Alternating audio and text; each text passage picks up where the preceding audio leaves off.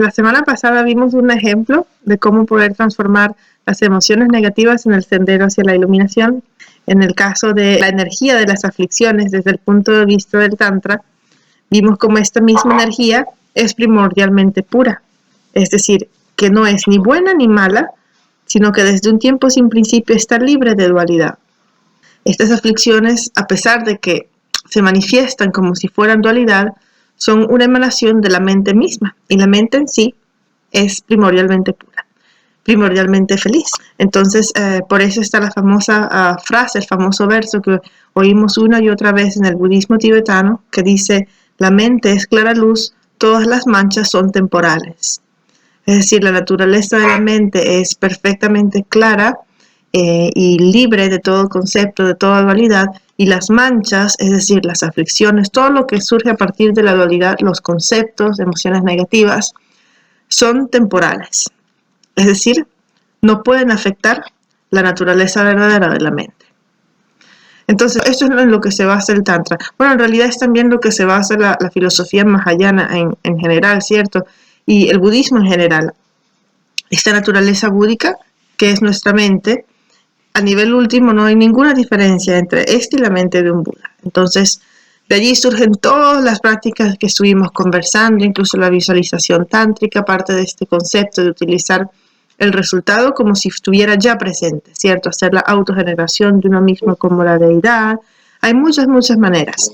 Y dentro de esos métodos para transformar la energía negativa, las emociones negativas, las circunstancias negativas en Dharma, en Dharma o el sendero hacia el Dharma, tenemos el Cho. Y por eso hoy vamos a ver un poquito sobre la biografía de Maciej Lavdron. Y subrayé en amarillo los versos que vamos a comentar. Y en esta biografía no se menciona en realidad la vida de Maciej prácticamente. Son como unas canciones y menciona que permaneció en esa zona hasta su muerte, pero en realidad la historia misma de la vida, del progreso espiritual de Maciej es muy fascinante. Entonces lo que podemos hacer es ver unos versos y luego te cuento un poquito y vamos como saltando los puntos más importantes. Las canciones son preciosas. Lo que tiene particular este linaje es que es el único linaje de budismo que se originó en Tíbet. Y parece ser que en aquella época, estamos hablando del siglo XI, siglo XII, en aquella época, es decir, siempre las prácticas se pasaban de la India a Tíbet. Y el caso del linaje de Maciej Lavdron parece ser que fue el único caso en que se difundió de Tíbet a la India, la práctica. Maciej Lavdron, imagínate la sociedad en el siglo XI, qué difícil, ¿cierto? Que viera una mujer maestra. Si incluso hace pocos años, incluso en Tíbet en el siglo pasado y aún hoy en día en algunos lugares, ni le permiten a las monjas tocar los textos de Dharma porque dicen que los contaminan, porque son mujeres. Que haya existido una maestra tan grande hace tantos siglos en Tíbet es bien especial, bien particular. Y su misma vida, como la vida de tantos yogis y de tantos mahasiddhas, es una historia de Dharma. Porque, ¿recuerdas el concepto de la Dakini? Cuando hablamos de que la Dakini no es solamente una figura o un ser, sino también aquel evento, puede ser una energía, puede ser un acontecimiento, puede ser un ser, cualquier cosa que rompa la dualidad, que te saque de la continuidad que tu práctica está siguiendo. Porque en eso consiste. Podríamos decir que el Cho es una terapia de shock. Entonces te va a llevar a un punto en que vas a tener que ir en contra con lo que crees, con lo que quieres, con lo que te gusta y prácticamente con todo lo que crees, con todas tus ideas y todos tus principios.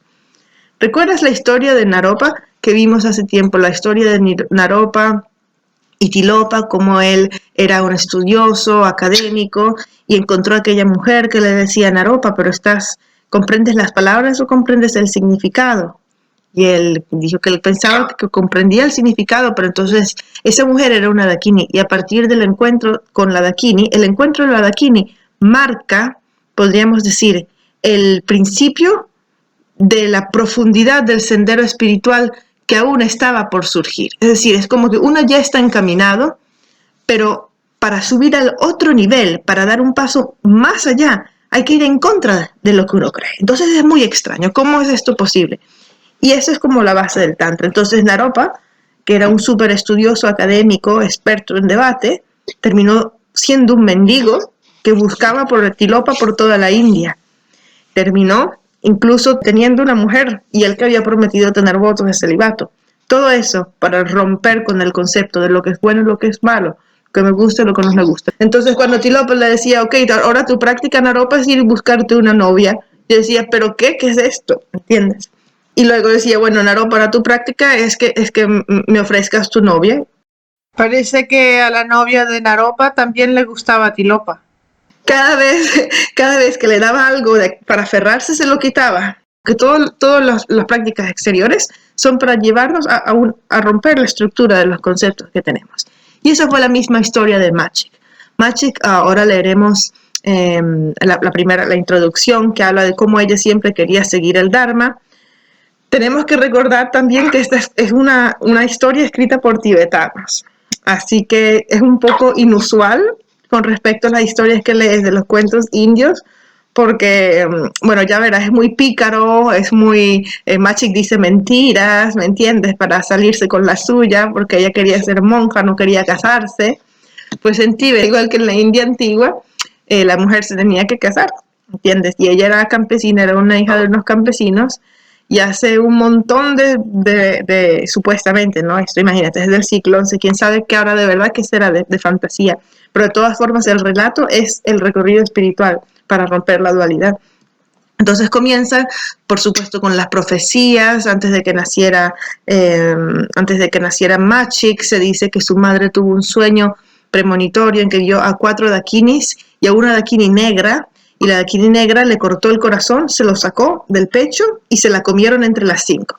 Es como una cosa muy loca, ¿no? Que alguien tome un sueño de este tipo. Imagínate, hoy en día, si alguien sueña, una mujer embarazada sueña con 4 mujeres blancas y una mujer alta negra que le quiten el corazón y se lo sacan del pecho y lo hacen pedazos y se la comen entre los 5, yo creo que nadie le diría que es de buen auspicio. Entonces, en esa ocasión fue como, wow, voy a tener una hija que va a ser muy especial.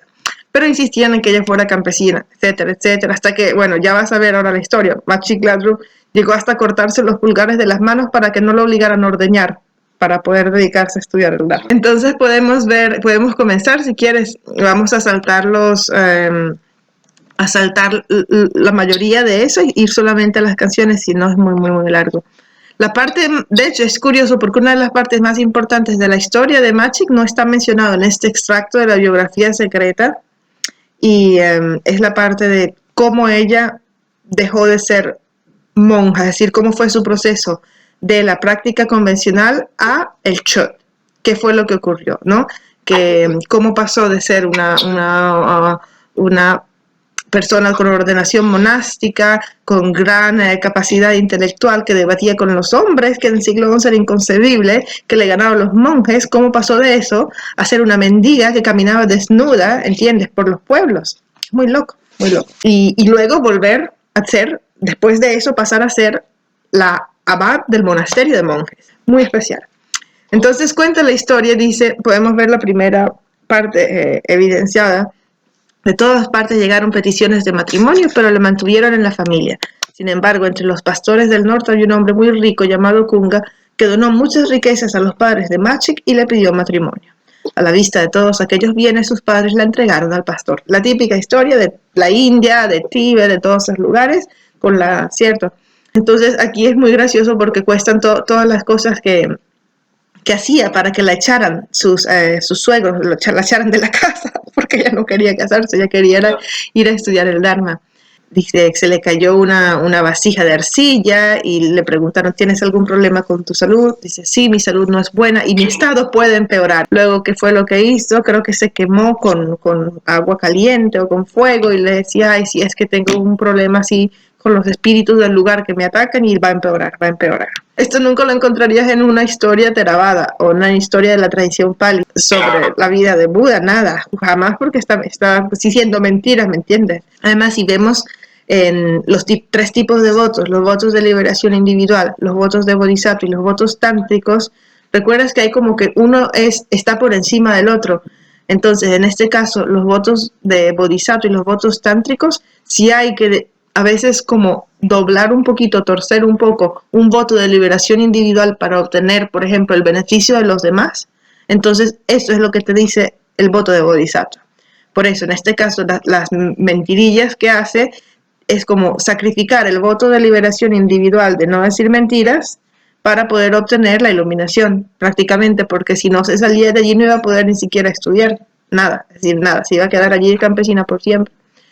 Entonces, así cuenta cuando se cortó los pulgares y le dicen, ¿qué has hecho?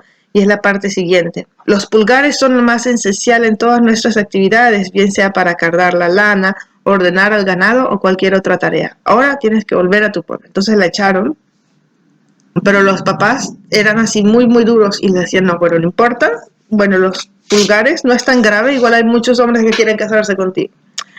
Entonces aquí comienza como una discusión con la familia que es muy bonita, porque cada uno de ellos les dice, pero Machi, si quieres seguir el Dharma, tienes que hacer esto, tienes que hacer lo otro, y ella le responde como con enseñanzas del Dharma.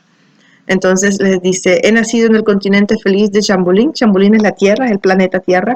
Tengo completos los 5 órganos de los sentidos. Ahora que he obtenido una preciosa existencia humana, solamente el Dharma me puede beneficiar. Entonces todo lo que voy a decir de aquí en adelante son como los preliminares comunes del Dharma. ¿Recuerdas? La preciosa existencia humana, las libertades y riquezas. Dentro de las riquezas está tener completos los órganos de los sentidos. Entonces está prácticamente dando una enseñanza sobre la preciosa existencia humana, que eso la vimos hace tiempo y seguro que te acuerdas. El cuerpo ilusorio compuesto de los 5 elementos es como un arco iris en el cielo. El suave viento del fiero señor de la muerte se desarrollará dentro de él y causará enfermedad y dolor, y entonces mis 4 miembros se quedarán paralíticos. Luego mi respiración se hará tan fina como la tela de una araña y a duras penas podrá salir por la nariz. ¿Has reconocido qué es esto? Las disoluciones de la muerte. ¿Recuerdas cuando un elemento se disuelve en el otro y luego la respiración se hace muy, muy, muy delgadita y luego se disuelve el elemento del aire y luego la conciencia? Esto es lo que está describiendo. Entonces el Señor de la Muerte lo que está diciendo es, cuando comienza el proceso de la muerte, lo único que me va a llegar es el Dharma. No me gusta la manera falsa y mundana de los laicos en el sentido de trabajar por comida, de todo el día en el campo y no poder estudiar el Dharma. Y dices, incluso si alguien estuviese dispuesto a degollarme, no me convertiría en un ama de casa. Imagínate, que alguien diga esto del siglo XI es que es imposible, ¿entiendes? Era muy extraño, era como súper especial.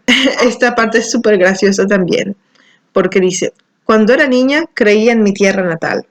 Mi práctica era trabajar con la tierra y la piedra y a resultas de ello se levantó una gran casa. Sin embargo, el día que muera deberé abandonar la casa. Al fin y al cabo, esta casa paterna también es vacía y poco fiable.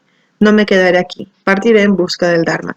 Cuando dice que el día que me muera deberé abandonar la casa, se refiere a la casa del cuerpo. Y está citando a un otro verso que escuchamos a menudo durante las enseñanzas, donde dice que el cuerpo es como la casa y la conciencia es el invitado.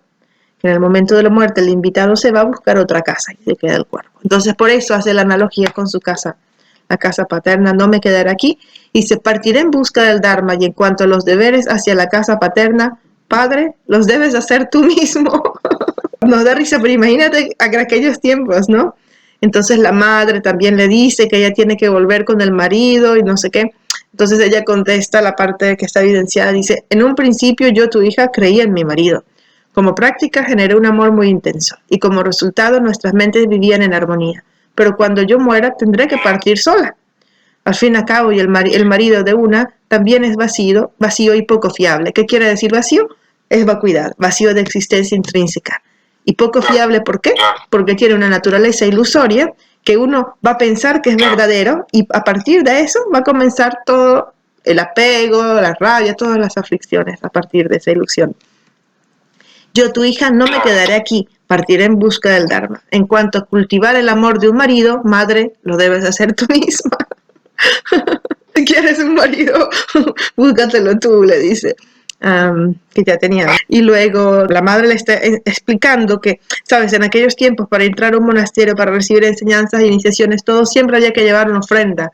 Entonces la madre le decía que si tejía, si se ponía a tejer durante 1 año o 2, iba a lograr reunir dinero para poder entrar al monasterio, y que si no, ni se le iba a ser como vergonzoso para la familia, porque siempre era tradición cuando alguien entraba al monasterio ayudar al monasterio con ofrendas, ¿sabes? Con algún aporte, porque se van a encargar de tu hijo, pues. Entonces ella responde, al principio yo creí en las ovejas, porque la madre le dice que se ponga a tejer, ¿entiendes? Dice, al principio yo creí en las ovejas, y como práctica cardé y tejí la lana, y por consiguiente me convertí en una buena tejedora, pero el día que yo muera deberé partir desnuda. No me inspira confianza el tejido suave y agradable, porque al final también está vacío de existencia intrínseca. Yo, tu hija, no me quedaré aquí, sino que iré en busca del Dharma. En lo que se refiere a poseer ovejas, madre, lo debes hacer tú misma. Entonces, ¿qué te está diciendo? Te está diciendo, cada vez que dices no es confianza, no me inspira confianza, no es confiable, se refiere a que parece una cosa, pero te resulta otra. Es decir, parece verdadero y sólido, pero en realidad es ilusorio, no existe de verdad. Parece bueno, pero en realidad te va a crear sufrimiento. Entonces, con esa palabra, no me da confianza, no es confiable, se refiere a eso, a la naturaleza ilusoria del samsara. Su hermano también le dice que no puedes ir por ahí como una mendiga, tienes que llevar una ofrenda. Y entonces Mashik le responde, en un principio yo, tu hermana, creí en la comida y en la riqueza. Creí en la comida, ¿quién dice eso? Es decir, creía que era importante la comida y la riqueza. Y como práctica era tacaña y avariciosa. Como resultado acumulé comida y riqueza. Eso es muy interesante porque pone la comida y la riqueza, ¿cierto?, como resultado directo de la aflicción, de la avaricia y de el seguir tu deseo. Sin embargo, aunque sea rica, el día de mi muerte partiré con las manos vacías. No me inspira confianza la comida y el dinero, porque al final también están vacíos. En lo que se refiere a la comida y la riqueza, hermano, los debes conseguir tú mismo. Yo, tu hermana, no me quedaré, iré en busca del Dharma. Y entonces algo bonito ocurre, y es que el hermano le da dinero. El hermano dice, pues tienes razón, todo lo que has contestado es increíble y te voy a dar oro para que puedas ir en busca del Dharma. Y la madre se enoja y le quita el dinero. Y le dice, ¿ahora qué estáis haciendo? Una que quiere seguir el Dharma y el otro que le da dinero. Le ha quitado el dinero a Machik. Y Machik le responde, bueno, vamos a la parte norte para segar la hierba, pero no tenemos hoz. Y aunque queremos hierba, debemos volver con las manos vacías. Porque en Tíbet, en las colinas, hay hierba y en los valles hay árboles. Entonces por eso dice así, vamos a los bosques del sur, pero no tenemos hacha. Y aunque queremos leña, debemos volver con las manos vacías. Aunque hemos logrado este cuerpo humano, si no tenemos fe, por lo tanto, nos iremos con las manos vacías de estas libertades y oportunidades. Es decir, aunque tienes tu preciosa existencia humana, si no tienes, dice fe, pero se refiere a confianza en el Dharma, en la práctica del Dharma. Te vas a ir de tu cuerpo, es decir, vas a morirte sin haber hecho nada. Te vas a ir con las manos vacías, porque lo único que te puede ayudar es obviamente la práctica del Dharma, en el sentido de las acciones positivas, porque todo se guarda en nuestro continuo mental y es lo único que va a pasar de una vida a otra. Luego dice, quizás pensemos que vamos a volver con las manos vacías. Es decir, es aún peor, no solo vuelves con las manos vacías, pero el peso de las acciones perniciosas y de las acciones negativas que maduran son difíciles de sobrellevar.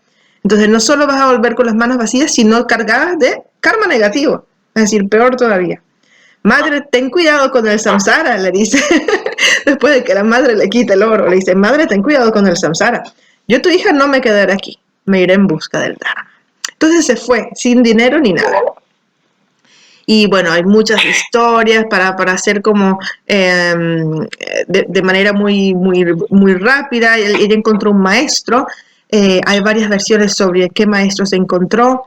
Parece que el maestro que ella por fin consiguió la primera vez, Dampa Sangye, le dio enseñanzas y después le dijo que tenía que seguir su camino ella misma, a buscar más enseñanzas.